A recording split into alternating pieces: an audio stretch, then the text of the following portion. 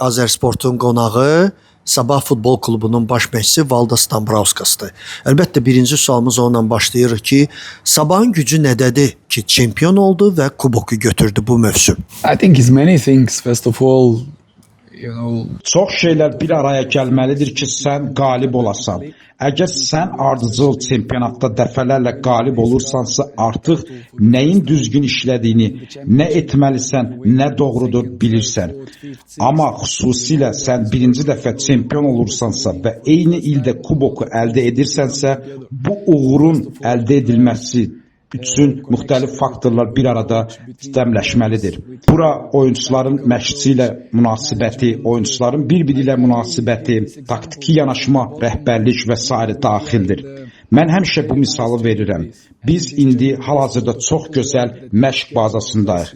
Çox insan bu bazada çalışır, bizim qayğımıza qalır. Xadimələr, aşpazlar, otaqulluq edənlər, hər kəs bu nəticəni əldə etmək üçün bir oldu.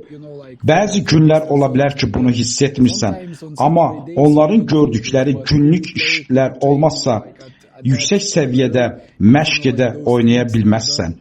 Klubda tamamilə hər kəs uğurumuz üçün öz töhfəsini verdi. İnsanlar həmişə 90-cı dəqiqələrdə və yaxud da ki, əlavə vaxtlarda fərqlənən hücumçuları, oyundan sonra müsahibə verən məşqçini əsas simalar kimi görür, tanıyır. Şəxsən mən Sabahın çempionluğuna Qarabağla 3-3 oyunu olanda, yəni 3 qoldan sonra, həmin oyundan sonra inandım ki, məhz bu mövsüm Sabah çempion ola bilər. Və siz necə düşünürsünüz? always say that. Həmişə deyirəm, aprelin 30-u Neftçi Qarabağ oyunundan sonra artıq rahatlaşdıq. Çünki riyazi cəhətdən biz artıq çempion idik.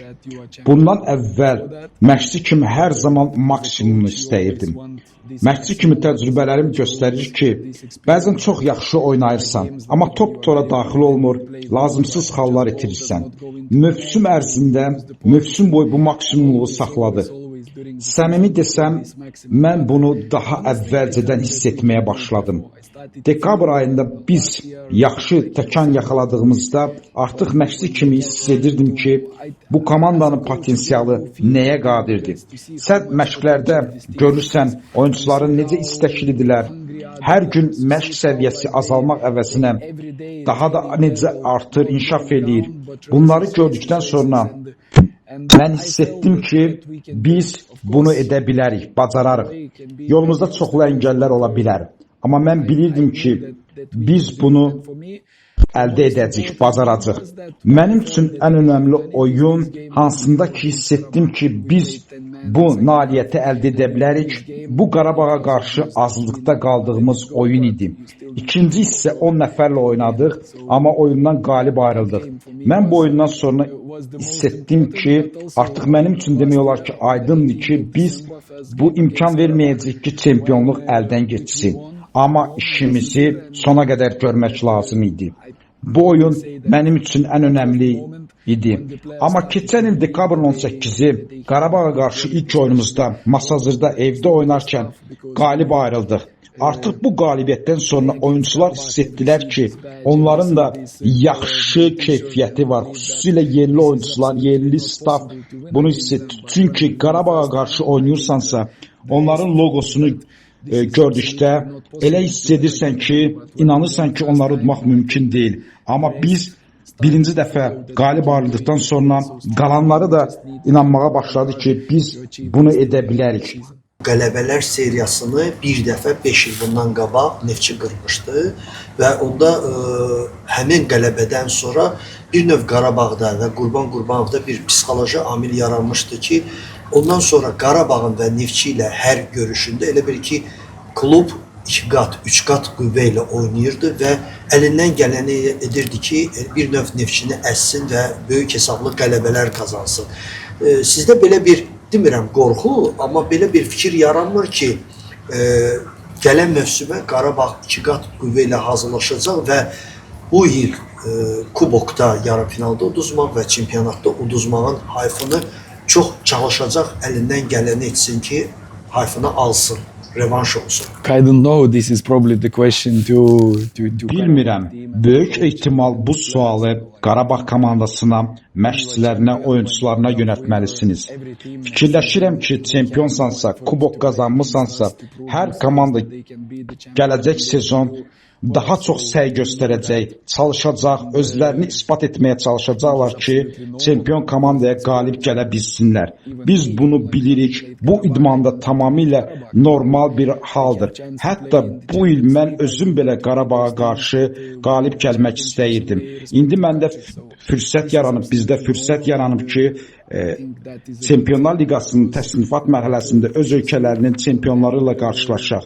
Və mən o komandalarla qarşılaşarkən əlbəttə ki, çalışacaq ki, qalib ayrılaq. Bu tamamilə idmanda normal bir haldır, yaxşıdır. Çünki bu hal tələb edir ki, daha da inkişaf edəsən. Qalib gəlmək sadəcə əyləncə, şöhrət, qeyd etmək deyil. Qalibiyyət böyük məsuliyyətdir. Qalibiyyətlə bərabər sən daha da çox məsuliyyətli olursan. Çünki sən uğuru təkrarlamalı, uğura ac qalmalı, daha da inkişaf etməli və hörmət edilməlisən. Belə bir deyim var, qalib olmaq işin asan tərəfidir. Ən yüksəkdə qalmaq isə işin ən çətinidir. Biz çalışacağıq əlbəttə ki, yüksəklərdə qalaq. Başa düşürəm, digər komandalar bizə qarşı daha istəkli, daha iradəli, daha aqressiv olacaqlar. Bu rəqabətin məncə hər iki tərəfə də böyük faydası olacaq. Çünki bu rəqabət sayəsində biz Azərbaycan futbolunun liqasının səviyyəsini daha da artıracaq. Çoxları sizdən, komandanızdan yeni Avropa mövsümündə 3 turnirin hansınınsa qrup mərhələsinə düşmək istəyir. Və siz özünüz nə gözləyirsiniz komandanızdan? Və əlavə edək bunun ikinci hissəsini ki, sabah nəyin hesabına artıra bilər? Bundan da daha yaxşı oynaya bilər. Okay, just exactly what he said. Qalibiyyət özü ilə bərabər hər zaman məsuliyyəti gətirir. Çünki sən artıq fərqli ölkələrlə oynayacaqsan və Azərbaycanı layiqincə təmsil etməlisən. Əlbəttə ki, Çempionlar Liqası bu turnir digər turnirlərdən, konferans liqasından tamamilə fərqlidir. Çempionlar Liqasında hansı ölkədən gəlmələrinə baxmayaraq, onlar öz ölkələrinin qalibləridir. Qalib mentalitetinə sahibdir. Çünki daxili çempionatda çox oyunlar udmuş bir komandalardır və biz bilirik ki, bizim üçün asan olmayacaq. Mənim üçün həmişə təkrarlayıram, harada bitəcək, hansı mərhələyə qədər gedib çıxacaq, önəmli deyil. Çünki birinci bizim üçün sezon bitməlidir, püşkü gözləməliyik, sonra rəqib düşəcək, püşkdən sonra rəqibi araşdırmalıyıq və hər zaman deyirəm, oyun və oyun, mərhələ getməliyik. Sadəcə bir oyuna köklənmək və yaxud da ki, bizim üçün Avropa müalicəsi harada bitəcək deyə ona köklənmək olmaz. Çünki pük, bəxt və sair faktorlar da burada çox önəmlidir. Biz gənc klubuq, təcrübəmiz çox yoxdur, amma biz bu yolda daha da çox təcrübə əldə edəcəyik. Sualınızın ikinci hissəsinə gəldikdə daha yaxşı oynamaq, nələri inkişaf etdirə bilərik? Əlbəttə, hər şeyi inkişaf etdirməliyik. Daha yaxşı oynamaq üçün daha çox çalışmalıyıq. Avropada özümüzü göstərmək, orada qalıcı olmaq, istəyiriksə bu sezon, gələcək sezon uğurlarımızı təkrar etmək istəyiriksə, hər şeyi tamamilə inkişaf elətdirməliyik. Pressingi, müdafiə davranışını, hücum davranışını, keçidləri, xüsusilə aşağı blokları yarmaq, bu cür halları daha da artırmalıyıq. Dünyada heç bir komanda mükəmməl deyil və futbolun gözəlliyi də buna görədir. Futbol buna görə sevilir. Çünki futbolda hər zaman sonsuz inkişaf edə bilərsən. Azərbaycan futbolu şəxsən sizə nə verdi?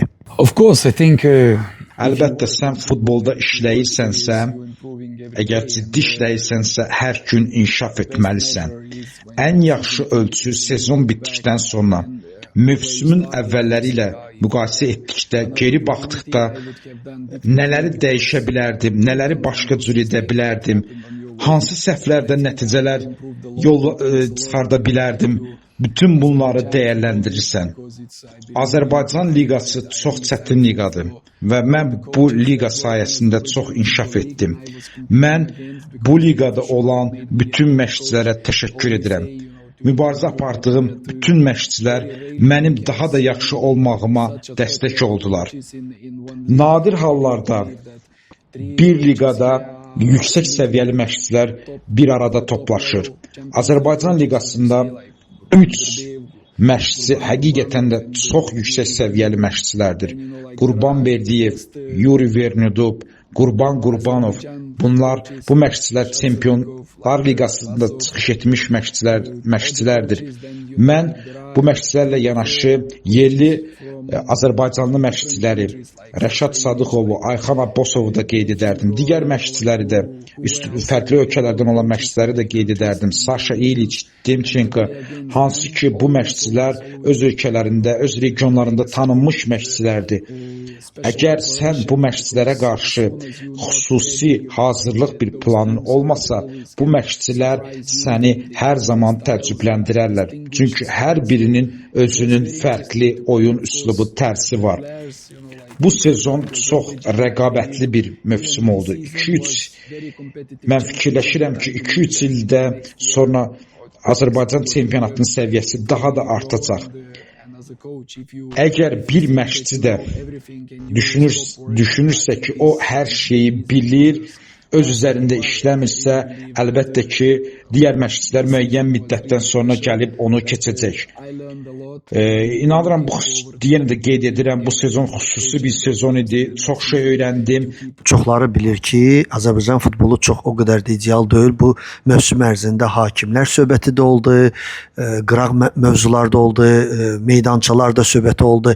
Necə düşünürsünüz? Bütün bu hakimlər ətrafında söhbətlər ki, hansısa güya kluba kömək edirlər, hansısa klubun xalını alırlar ya verirlər və meydançaların zəif olmasının, oyunçulara nə qədər təsir etməsinin sizin karyeranıza, Azərbaycandakı karyeranıza nə qədər rolu var? Look, Azerbaijan is like what ninth country that I'm. Azərbaycan mənim artıq 9-cu ölkədir ki, peşəkar futbol klublarına rəhbərlik edirəm. Və siz deyirsiniz ki, mükəmməl deyil, ideal deyil, amma mənə elə bir ölkə göstərin ki, və mən elə bir ölkədə olmamışam ki, orada hər şey ideal və futbol ideal olsun. Hər bir ölkənin öz çağırışları, çətinlikləri var, özlərinin problemləri var. Sən ilk növbədə məşqçi kimi bu ölkəyə adaptasiya olmalısan, ölkənin futbol mədəniyyətini, tarixini, keçmişini bilməlisən və bacardığın qədər bu ölkə futboluna töhfə verməlisən. Mənim üçün sizin dediyiniz problemlər mənə təsir etmir. Əgər bir şeyi dəyişdirmək gücündə deyiləmsə, həddindən artıq düşünmürəm. Mən həqiqətən inanıram ki, hər kəs öz işini görməlidirlər. Hakimlər daha yaxşı hakimliyi idarə etməli, fikirləşməlidir. Məşqçilər öz komandalarına daha yaxşı məşq keçməlidirlər, öz komandalar haqqında fikirləşməlidir. Ota baxanlar daha çox otun inkişafını ota baxmalıdırlar. Klub prezidentləri öz klubları üçün ən yaxşı şəraiti yaradıb, ən yaxşı stadionlarda komandaların oynamalarını təmin etməlidirlər.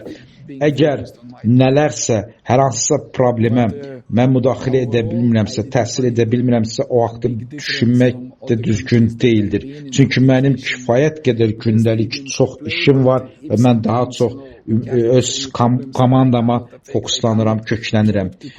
Ümumiyyətlə, onu da qeyd etmək istərdim ki, sadaladığımız problemlər hər cür bütün ölkələrdə var və mənim işlədiyim ölkələrdə də mən bu cür problemləri görmüşəm. Amma çalışdığım ölkələrdə mən çox da fərq görmürəm. Çünki təşkilatçılıq baxımından olsun, hakimlik baxımından olsun, stadionlar baxımından olsun, demək olar ki, bir-birinə yaxın səviyyədədirlər. Amma biz yenə də inkişaf eləməliyik. Sabah klubu milli komandanın əsas özəyi ola bilərmi? They need to work. İşləmək. Mənim bildiyim tək yol işləməkdir. Vaxt aşırı 3-4-5 oyuncularımız milli komandaya cəlb olunurdu. Gələcək sezon, ondan sonraki sezonlar Azərbaycan çempionatı daha da inkişaf edəcək. Çünki yerli oyuncular sadəcə öz aralarında deyil, əcnəbi futbolçularla da rəqabət içində olacaqlar. Klublar Qarabağ, Neftçi, Zirət, Turan və digər klublar da Azərbaycanlı futbolçuların inkişafı üçün, rəqabəti üçün yarışırıq, mübarizə aparırıq. Legioner limiti olmayanda milli komandanın reyting olaraq harda idisə ona baxmaq lazımdır. Süni kömək etmək lazım deyil oyunculara. Çünki süni kömək olarsa onlar rəqabət aparmayacaqlar. Oyuncular bildikdən sonra ki, onlar hər nə olursa olsun oynayacaqlar, öz üzərlərində işləməyəcəklər, mübarizə aparmayacaqlar. Ümumiyyətlə, mənim fəlsəfəmdə, futbol fəlsəfəm rəqabətdən ibarətdir. Mən istəyirəm ki, hər gün futbolçular yarışsınlar, öz aralarında mübarizə aparsınlar ki, daha yaxşı olsunlar. İnanıram ki, bu atmosfer mühiti uşaq futbolunun inkişafı ilə birlikdə daha da yaxşı Azərbaycan futboluna fürsət verəcək ki, Azərbaycan futbolu Sabah və başqa klublar daha da inkişaf etsinlər. Mən yenə də qeyd edirəm, bu inkişafın tək yolu rəqabət, yarışmaqdır. Süni yol yaratmaq, süni cığır açmaq lazım deyil. Onlar milli komandada da oynasalar belə, amma top oyuncusu olmayacaqlar. Milli komandaya kömək edə bilməyəcəklər. Azərbaycan inkişaf edən bir ölkədir. Azərbaycan liqası inkişaf etməkdədir və mən inanıram ki, qısa zamanda böyük uğurlar əldə edəcək və bu uğurlar, bu inkişaf, bu təkan milli komandaya da gələcəkdə çox yaxşı kömək edib təkan verəcək. Azərbaycanda infrastruktura inkişaf edir. Sadəcə oyunçular deyil, uşaq futboluna diqqət etdirilmə, uşaq futbolda inkişaf etməlidir. Uşaq məşqçilərinə də şans vermək lazımdır ki, özlərini inkişaf etdirsinlər. Çünki yaxşı müəllimsiz, yaxşı oyunçuların da inkişaf etməsi mümkün deyil.